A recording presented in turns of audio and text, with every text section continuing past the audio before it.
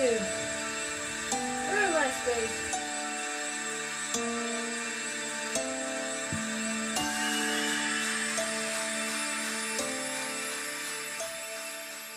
If you're trying to learn Japanese, I really recommend getting an electronic dictionary. Now this one that I have is EXword, and this one's actually made for Japanese people. So I don't know what is available for English speakers, but you know, I can still use this very easily, and in some ways I prefer it. This one might be sort of an old model. It was several years ago that I got this one. There's a lot of functions on it for like learning English, like it'll speak to you in English and stuff like that, but I don't use those, obviously.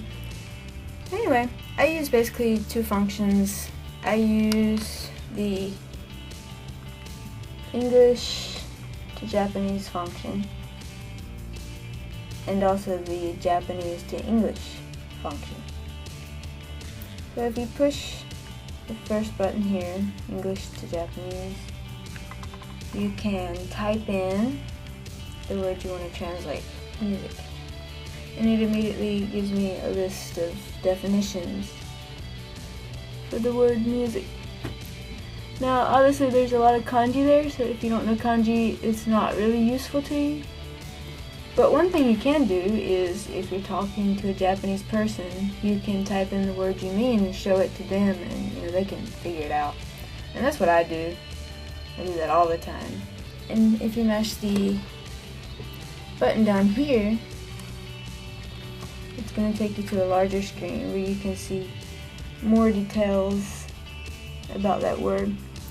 Now the Japanese to English function is the most useful to me, honestly, when I'm studying, because I can type in Japanese word, and it's used phonetically using the Roman alphabet. So if I use the Japanese word for music, it immediately gives me the kanji and the translation.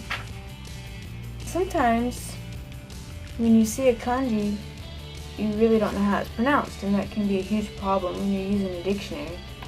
And that time, this little dictionary is extremely useful. Because if you notice on the back here, there's a little pin that pops out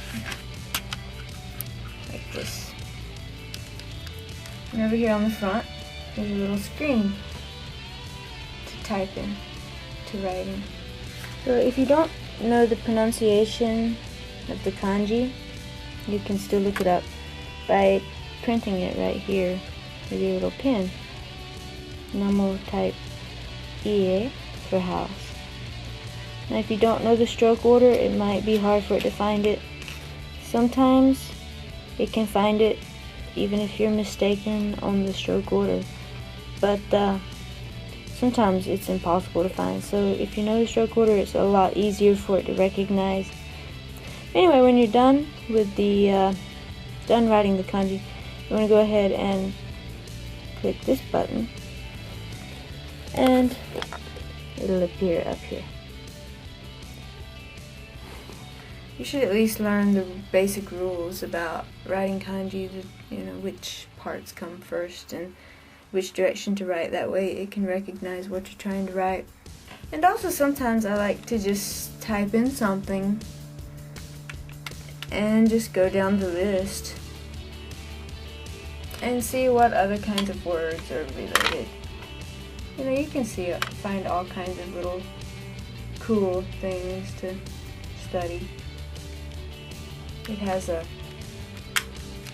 SD card, I'm not sure why. I'm not sure what that's for. Do you know what that's for? Nope. Anyway, it has a SD card and a USB port and an earphone port, and you can change from phones to speaker. I guess that's if you're listening to the English.